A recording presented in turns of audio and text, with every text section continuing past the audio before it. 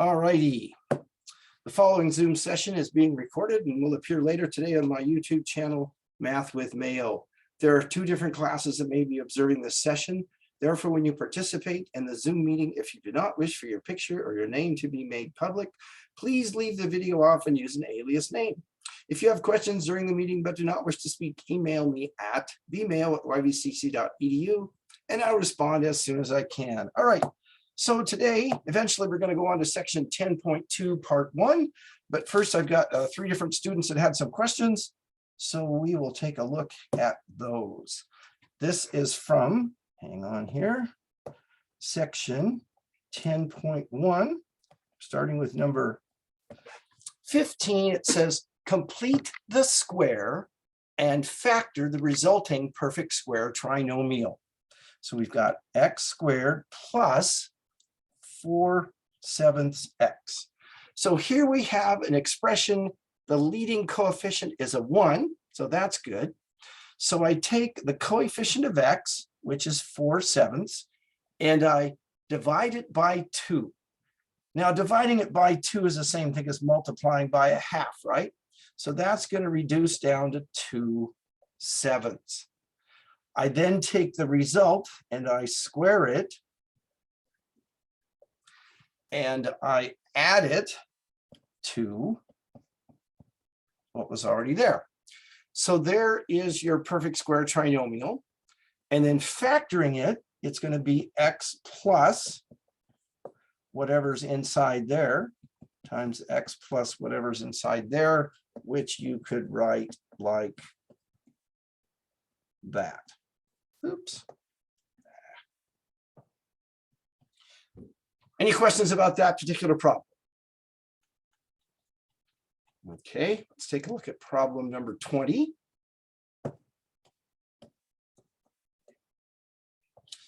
This says use completing the square to solve the equation 6x squared minus 37x plus 6 equals 0. Okay, so the first thing we've got to do is get the leading coefficient to be a 1, and currently it's a 6. So we're going to divide each term on both sides of the equation by 6. So this is going to be x squared minus 37/6x plus 1 equals 0. I really need to work on my penmanship, don't I? All right. Now, next we're going to move the constant over to the right side of the equation. So x squared minus 37/6x equals -1. Then we're going to take the coefficient of x, divide it by 2, which is the same thing as multiplying it by a half. Then we're going to take that and square it. Let's see here. Wow. Let's see here. 37 squared, negative times negative. So this is going to be what? 1369 over 144. Okay. Wow, this just does not look friendly at all, does it? Plus 1369 over 144 plus 1369 over 144.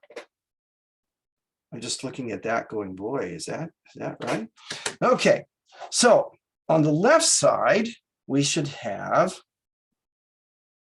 x squared. Let's see, what have I got? X squared minus 37/6x plus 1369 over 144. And on the right side, the common denominator would be 144. So we're going to multiply the -1 by 144 over 144, which is going to give you -144 plus 1369. Okay. So on the left side, I've got x minus 37/12 squared. And on the right side, I've got 1369 minus 144, which is 1225 over 144. Okay. Let's see here. Boy, I'm just having my doubts going, really? Okay. So now we're going to take the square root of both sides. So that's x minus 37/12 squared equals plus or minus the square root of 1225 over, let's see, 1225 over 144. So we get x minus 37/12 equals plus or minus, well, the square root of 1225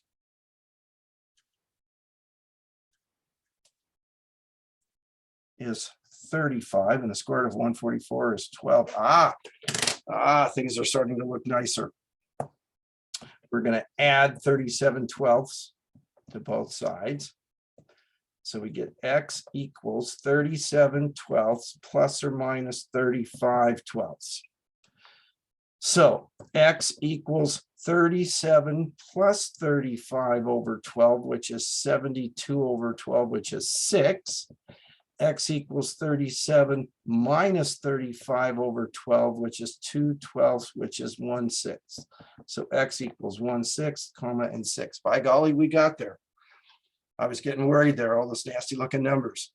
Any questions about that one? Okay. Here comes number 21. Use completing the square to solve the equation. This is another one that doesn't look real friendly to start with. 63t squared minus 40t minus 7 equals 0. So the first thing we're going to do is divide everything by 63. So we get t squared minus 40/63 t minus 7 over 63. 7 goes into 7 once and into 63 9 times. Okay. Then we're going to add 1/9 to both sides. So we've got t squared minus 40/63 t equals 1/9. We're going to take the coefficient of t, negative 40/63, divide it by 2, same thing as multiplying it by 1/2. This reduces down to negative 20 over 63. We're going to take that and square it, which is going to give us, let's see, negative times negative is positive, 20 times 20 is 200, and then 63 times 63 is 3969. We're going to add 400 over 3969. Okay.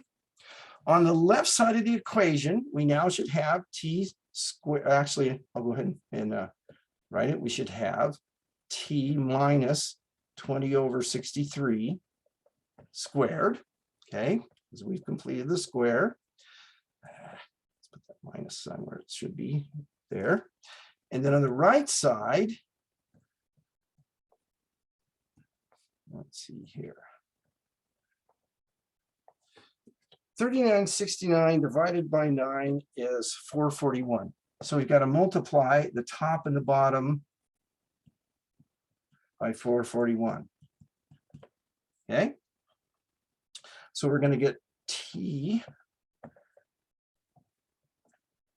minus 20 over 63 squared equals 841 over 3969.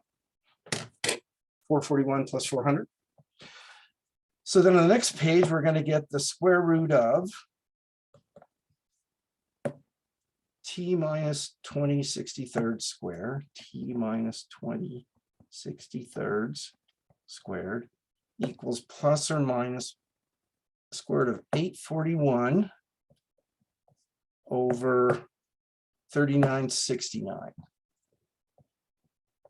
Let's make sure that this radical comes down far enough. Okay, So I've got t minus 20 over 63 equals plus or minus the square root of 841. Let's see, the square root of 841 is 29, and the square root of 3969 is 63. So then we're going to add 20/63 to both sides, and we get t equals 20/63 plus or minus 29/63. So t equals 20 plus 29/63, which is 49/63, which is 7/9, because they both can be reduced by a 7. Or t equals 20 minus 29/63, which is negative 9/63, which is negative 1 over 7. So t equals negative 1/7 and 7/9. Okay, and one more for this person, and then there's 2 others. So lots of practice here. Let's see. Solve the equation. This is 10.1, number 29.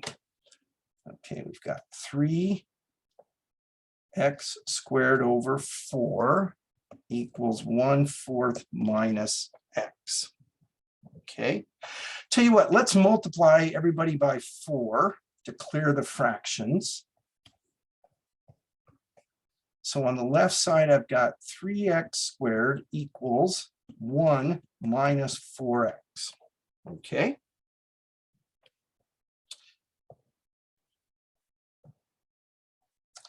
We'll put everything back over on the other side of the equation. So we'll subtract 1 and add 4x, subtract 1 and add 4x. So we get 3x squared plus 4x minus 1 equals 0. Now, and for those of you that noticed, I could have left the 1 on the right side of the equation because it's going to end up there anyway, but I didn't want to lose people, so I'm just doing this. Okay, so now I'm going to divide everybody by 3. And I'm going to get x squared plus 4/3 x minus 1/3 equals 0. Okay. I'm going to add 1/3 to both sides of the equation. I'm going to get x squared plus 4/3 x equals, oops, I'll leave space there, equals 1/3. Okay, so I'm going to take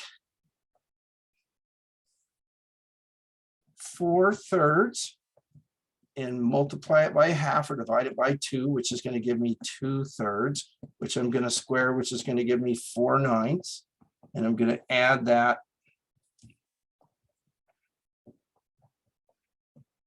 to both sides. Okay.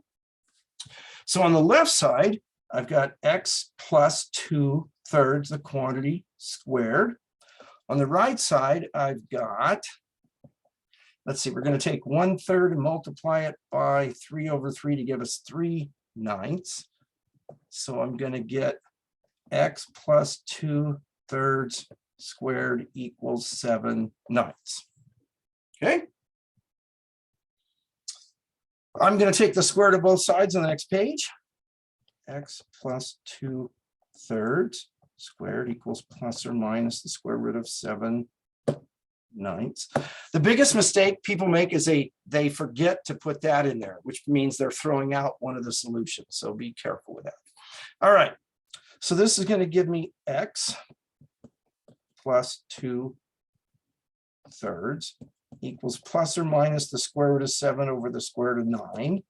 X plus 2/3 equals plus or minus the square root of 7 over 3, because the square root of 9 is 3.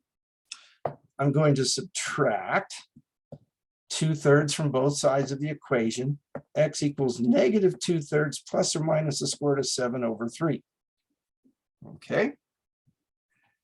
So x equals -2 plus the square root of 7 over 3, -2 minus the square root of 7 over 3. And there's your two answers. Any questions there? All right, that takes care of one person. I've got two more to go here. And let's see here.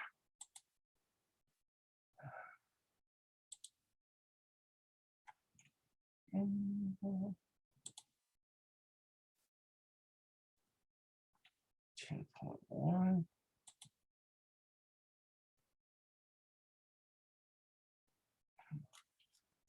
$23.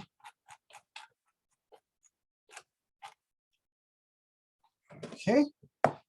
This is still 10.1. This is number 23. Says use completing the square to solve the equation. Enter your answers as a comma separated list. And we've got the following. 7x squared plus 9x minus 2 equals 0. So it's in standard form, but my leading coefficient is not a 1. So I'm going to divide everybody by 7. So I'm going to get x squared plus 9/7 x minus 2/7 equals 0. Then I'm going to add the constant to both sides.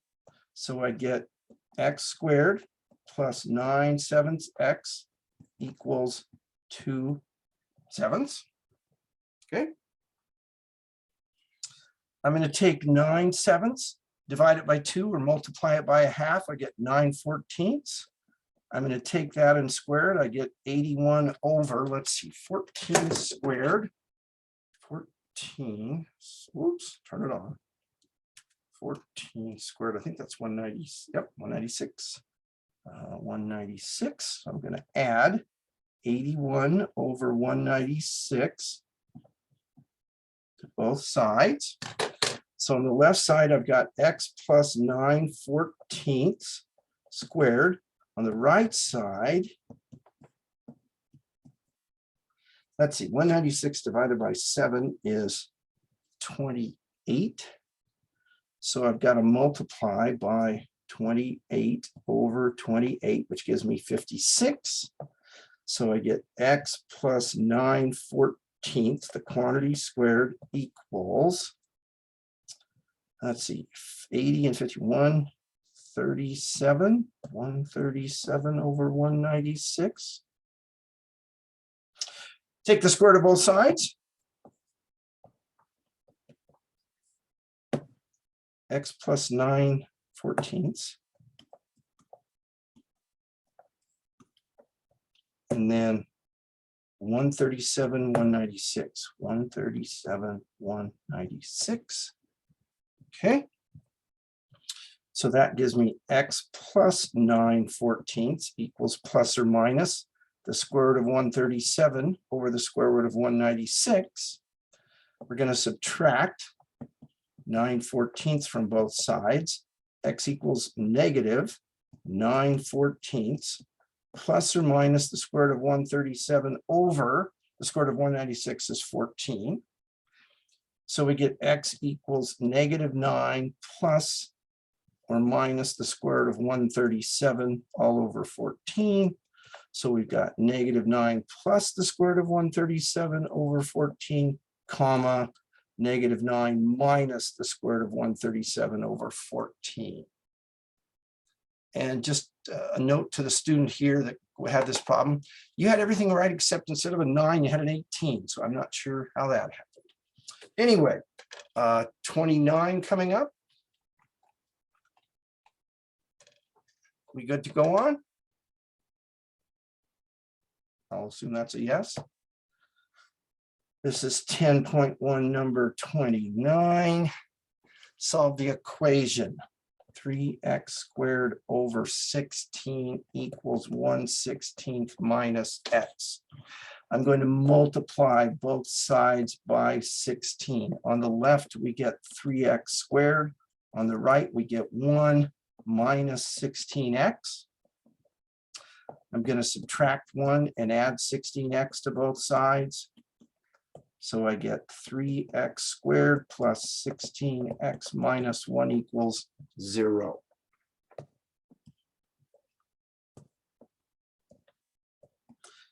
Now, we're going to divide everybody by 3.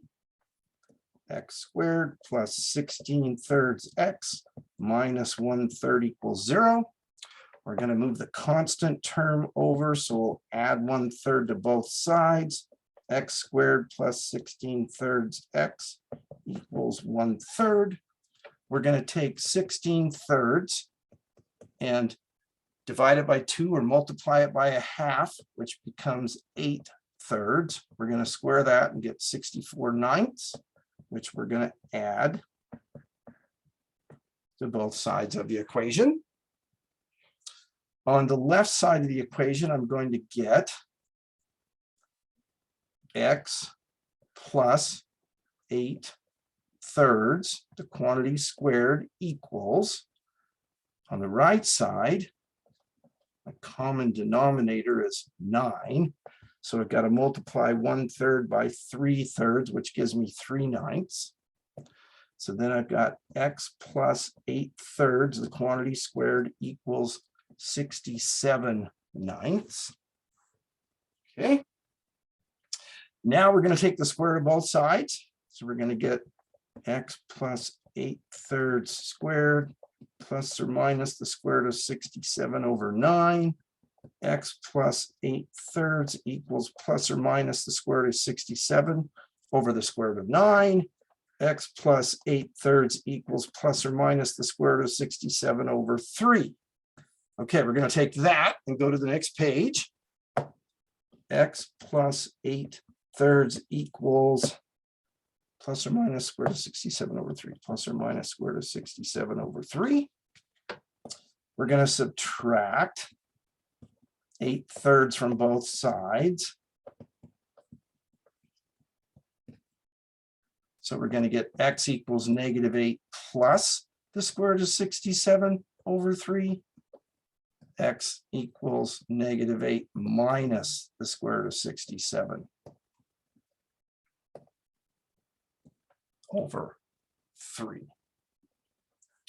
Okay, number 30.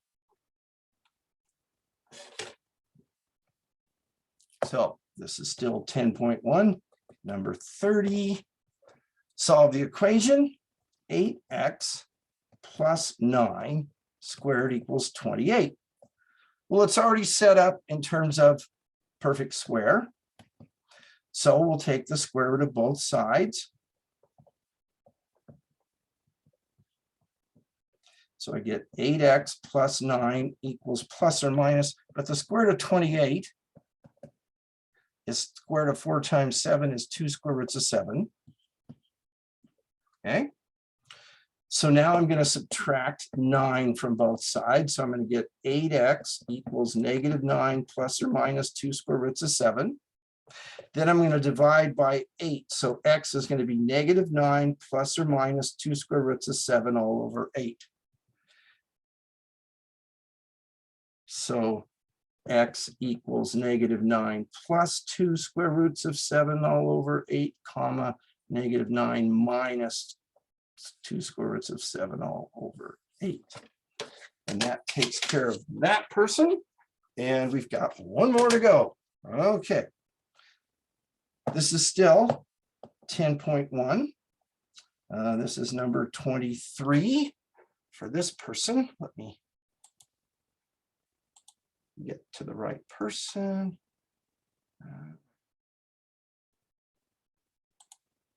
Okay. 10.1.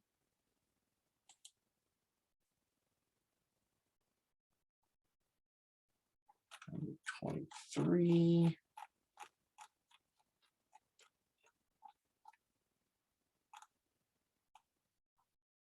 Okay, here we go. Use completing the square to solve the equation. Again, some more lovely problems. Lovely numbers, that is. So we've got 6x squared plus 5x minus 9 equals 0.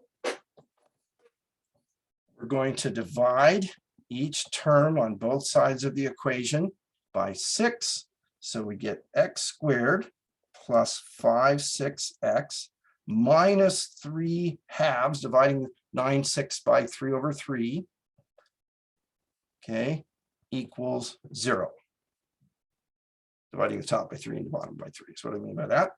Then we're going to add 3 halves to both sides. So we get x squared plus 5/6x equals 3 halves. We're going to take 3 halves, multiply it by a half, same thing as dividing it by 2. We get 3/4. We square that, we get 9/16. Okay.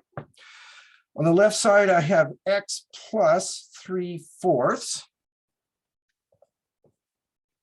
Let's see here. Squared equals, oops. Let's see here. We'll multiply 3 halves by 8 over 8 and get 24/16, which then gives us what, 33/16. So then we'll take the square root of both sides.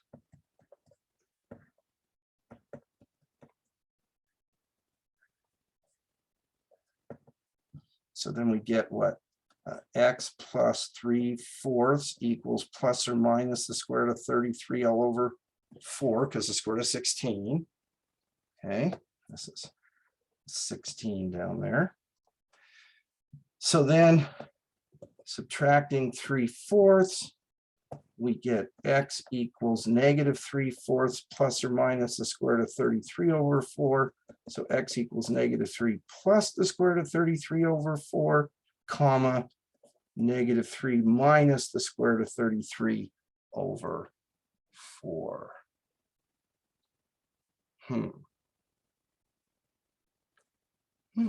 Interesting. Apparently I have messed up. What a surprise. How come you did 3 halves times 1/2 and then squared it? Would it not be 5/6 that you multiplied by 1/2 and then squared? Yes, it would. And that is where I screwed up. Oh, phew, I was way lost. So was I. I just didn't know it. You should have said, wait a minute. Yeah, I don't Well, even... this was my question. So I was like, oh my gosh, I was way wrong when I was doing this. No. Sorry about that. Yeah. You know, it's like when I watch Wheel of Fortune and they're trying to guess the puzzles, and I think, come on, you guys, can't you see it? It's obvious. It's obvious. It's right there. Well, it's like, sure, if nobody's watching and I'm not feeling a time crunch, I don't make as many mistakes, but apparently I'm feeling the time crunch, but that's no excuse. Okay, so let's see here. We got to go back to here. So x squared plus 5/6x equals 3 halves.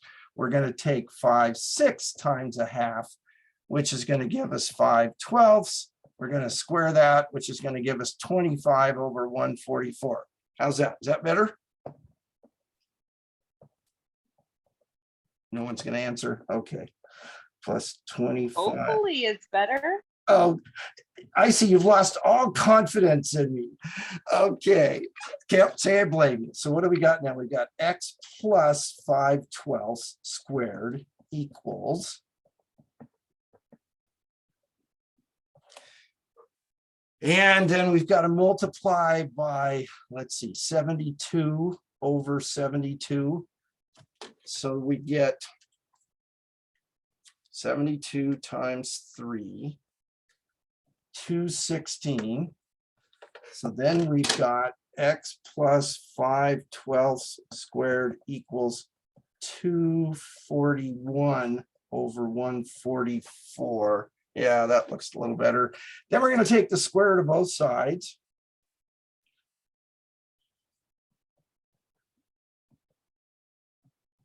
Equals plus or minus the square root of 241 over 144. x plus 5/12 equals plus or minus the square root of 241 or the square root of 144, which is 12. Okay, subtract 5/12 from both sides. X is negative 5/12 plus or minus the square root of 241 over 12. X is negative 5 plus the square root of 241 over 12, comma, negative 5 minus the square root of 241 over 12. And there we go. Yeah, so you got to take this and cut it in half and square it, not that like yours truly did. Okay, 2 more. You know what? I can come back at the hour. Yeah, because I really need to give you enough information to confuse you on today's assignment. So yeah, if you can come back at 1:15, that would be great. So we're going to go on to section 10.2. Now, I think we can all agree that this process of completing a square can get horrible. Wouldn't it be nice if there was a way we could avoid having to do all of that? Well, there is, folks, and it's called the quadratic formula. For the sake of time, I'm going to skip all the steps, but I'm going to tell you this. If we take this, which could represent any quadratic formula, quadratic equation or second degree equation, where A, B, and C are constants, okay? And we go through the process of completing the square. So we would divide each term by A. Then we would move the constant to the right side of the equation.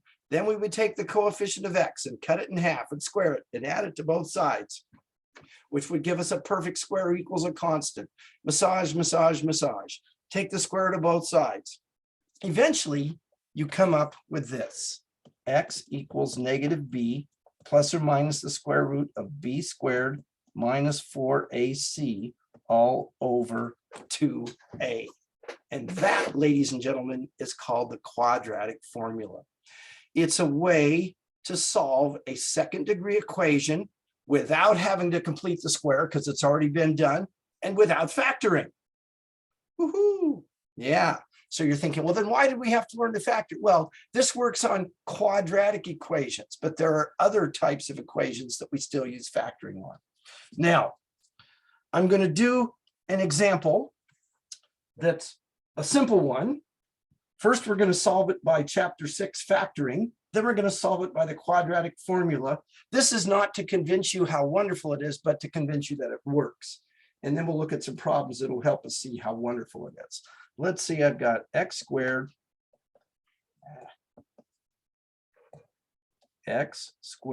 plus 3x plus 2 equals 0. If I were going to solve this by factoring,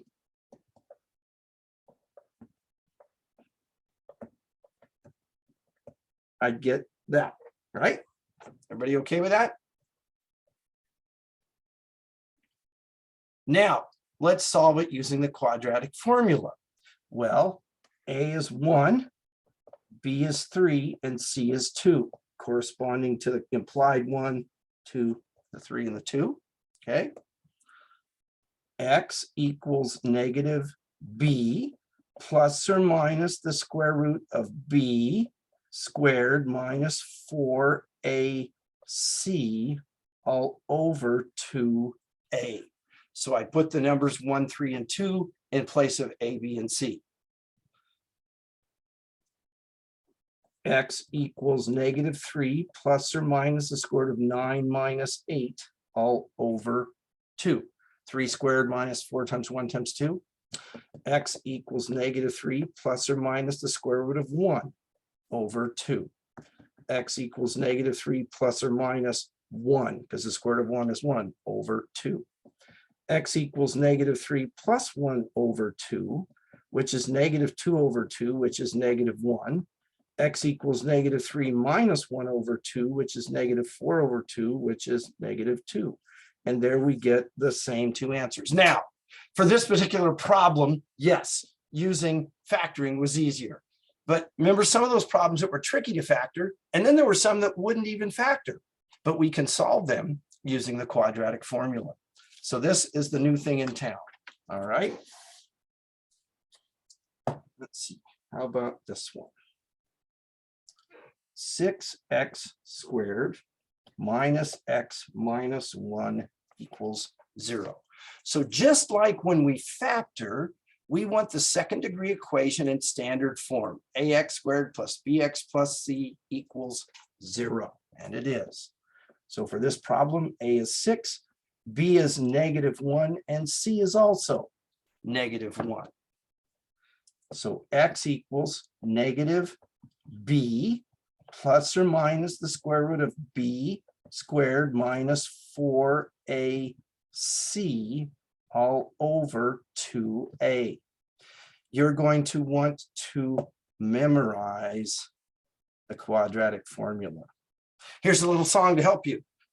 Negative b plus or minus the square root plus or minus the square root of b squared minus 4ac, b squared minus 4ac all over 2a, all over 2a.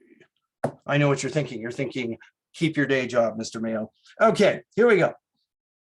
So x is, see, negative times negative, +1 plus or minus the square root of -1, the quantity squared is 1, minus 4 times 6 times -1 is plus 24 all over 12. X equals 1 plus or minus the square root of 25 all over 12. X equals 1 plus or minus 5 all over 12. X equals 1 plus 5 over 12, which is 6 over 12, or 1/2. X equals 1 minus 5 over 12, which is -4 over 12, which is -1/3. So x equals -1/3, comma, 1/2. Any questions there? Okay. Now we're going to look at one that you couldn't solve by factoring, at least not under rational numbers. T squared equals t plus 4. Okay. So the first thing I'm going to do is get it in standard form. I'm going to subtract t and subtract 4 from both sides of the equation. So a is 1, b is -1, and c is -4. So now, instead of solving for x, we're solving for t. So t equals -b plus or minus the square root of b squared minus 4ac all over 2a. T equals 1 plus or minus the square root of 1 plus 16 over 2. T equals 1 plus or minus the square root of 17 over 2. Now, the square root of 17 doesn't simplify and it's irrational. So there's our two solutions. So we're going to have 1 plus the square root of 17 over 2, 1 minus the square root of 17 over 2. It says solve each equation, which we did. Approximate the solutions to the nearest hundredth. Okay, now I'm going to put these into my calculator, but I need to be careful because I need to divide everything on the top by the 2. So I'm going to start out with sneezing. Excuse me. So we're going to have parentheses 1 plus the square root of 17, and then I'm going to close that up, divided by 2. And I think we did this on Friday. I'm sure we did when we were doing completing the square stuff. So you've got to quantify that entire numerator, plus, depending on your calculator, you have to quantify under the radical. Okay, so when I do that, let's see here, here's my calculator buried in a pile of rubble. Parentheses 1 plus the square root of 17. I close up the radical with a right-hand parentheses. I close up the entire numerator with another right-hand parentheses divided by 2. And I get 2.56155. And it said round to the nearest hundredth. So that would be 2.56. Okay, so there's the first one. Now the second one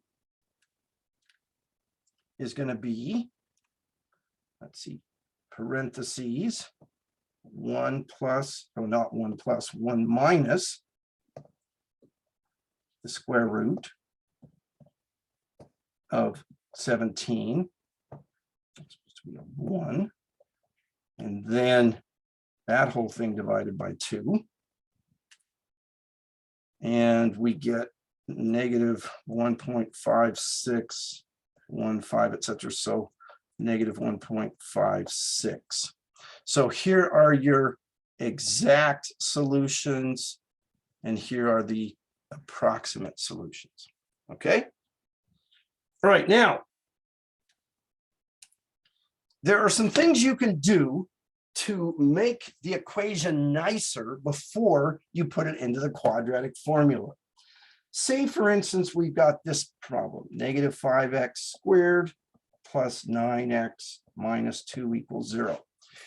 The quadratic formula, the denominator, it's divided by 2a. It's much nicer to divide by a positive number than divide by a negative number, which means we'd like for 2a to be positive. Well, 2 is already positive, so we want a to be positive. Just like when we factored, we wanted to have that leading coefficient positive. So I could take this thing, I could divide both sides by -1 or multiply both sides by -1. I'm going to just multiply both sides by -1. Okay, so what do I get? I get 5x squared minus 9x plus 2 equals 0. And from there, a is 5, b is -9, and c is 2. Okay, I'm not going to finish it. I'm just going to say that's what you could do to make it so that it was nice. Here's another example. Let's say I've got 1.6 t squared plus 2.4t minus 0.9 equals 0.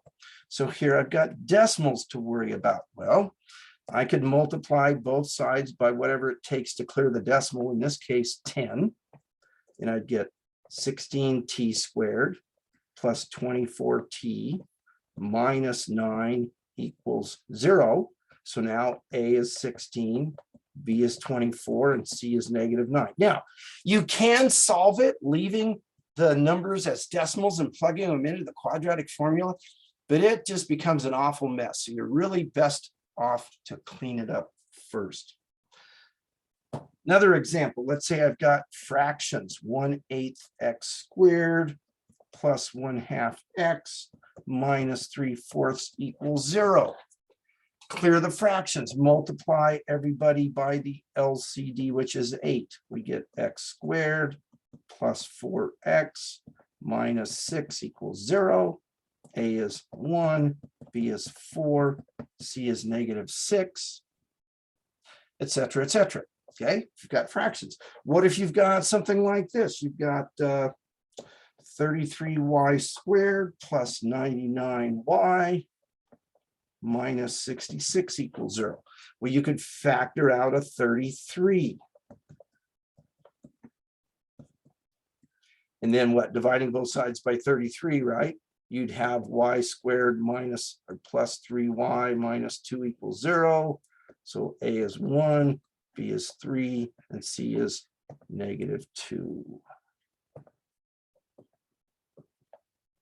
Okay, so you can, let's see, you can get rid of a negative by multiplying both sides by -1. You can get rid of decimals by multiplying both sides by 10 or 100 or 1,000, whatever it takes. You can clear the fractions by multiplying both sides by the LCD. You can reduce it down if there's a common factor that you can factor out, and then go to the quadratic formula. All right. So for tomorrow, work on memorizing the quadratic formula. Use it to solve second-degree equations, and then be sure to follow directions. Like if it says, also find a decimal equivalent, rounding to the nearest hundredth, that's rounding to 2 places. So you go to the 3rd decimal place, 5 and above rounds up, 4 and below rounds down. Okay. And then tomorrow we'll continue with this, and we'll look at some applications involving using the quadratic formula. Okay, so let me stop the recording.